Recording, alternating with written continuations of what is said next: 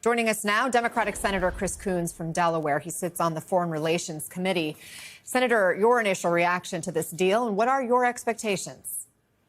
Well, it's a huge relief, and I am hopeful that we may yet see the release of the hostages who've been held by Hamas in tunnels beneath Gaza, some relief for the families who've waited for so long for the remains of those hostages who've been killed by Hamas, the flooding of humanitarian relief into Gaza for the Palestinians who have suffered through this war, and a path towards the reconstruction of a post-Hamas Gaza and lasting security for Israel. All of that is an enormously attractive prospect, which I hope we will see.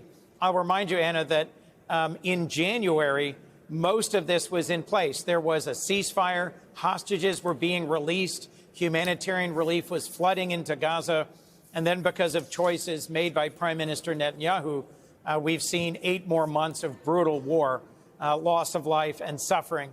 Hopefully this time, the two parties, Hamas and Israel, will approve this deal, and we will see the de-radicalization of Gaza and the reconstruction and humanitarian relief for Gaza. It does feel like we are still a long way from Yes. that lasting peace. The next phase after hostage releases is supposed to include rebuilding Gaza, as you mentioned, disarming Hamas, the permanent ceasefire, the role of an international security force, and Palestinian governance of Gaza. Those are all major thorny issues in this tinderbox of a region. What do you see as the biggest hurdle, and what should the U.S. role look like in that next phase? Well, one of the core challenges throughout the last few years has been the unwillingness of the Netanyahu government to put forward a vision for a post-conflict Gaza and a path forward for the Palestinian people.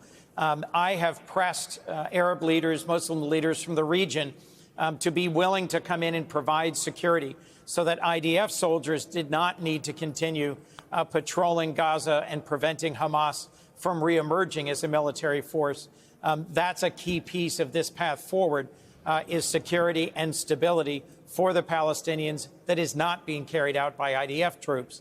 I do think the United States can play a key role as the guarantor of peace here and keep Israel both at the table in these negotiations and give them a sense of security while also pushing our regional partners, the Egyptians, the Jordanians, the Saudis, to work to provide security and stability within Gaza. It's a difficult task and one that many have been at for years now, but I am hopeful that we may finally see an end to the suffering and the fighting in Gaza. We hope. We all hope. Senator, I want to turn to the other big story that you're a part of. We are now more than a week into this shutdown. I want to get your reaction to what the president said about back pay to furloughed workers. Watch. How will you decide which workers get back pay and which workers do not? Well, we're going to see most of them are going to get back pay, and we're going to try and make sure of that. But some of them are being hurt very badly by the Democrats, and they therefore won't qualify. So who won't qualify? And are these just threats from the president and Republicans Yes. to try to punish Democrats or push you to caving? Yes, that was just a ridiculous statement. Under a law signed by President Trump in his first term, I will remind you the last time the government shutdown was in Trump's first term, he signed a law that says that all federal employees will be repaid when the government reopens after they've been furloughed. So, look, we need to find a path forward out of this. The House isn't even in session this week, actually, or last week, or apparently next week.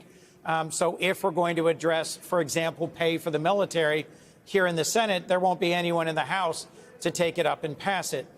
At the end of the day, this is about health care and decisions the Republicans who run the Senate and the House and President Trump have made over the last 9 months that increasingly are raising costs and cutting access to health care.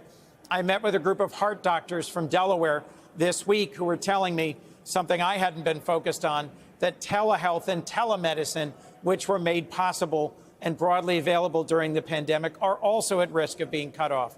So whether it is the Affordable Care Act tax credits that make it affordable for millions of Americans, whether it's the cuts to Medicaid under the big, beautiful bill, whether it's cuts to telehealth and telemedicine, or the increases in drug prices through Trump's tariffs.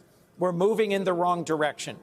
President Trump ran on a promise to reduce people's costs and to make America healthier.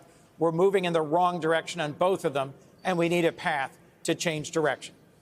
And so the American people just have to wait it out? I mean, I think that's the point, too. What a lot of Republicans are saying is that, you know, we can talk about those things, but let's open the government first. Why is that not an option? Well, why are we not even talking about these things? Trump said he would negotiate with Democrats about the impact of the Affordable Care Act tax subsidies expiring, a result of legislation he signed.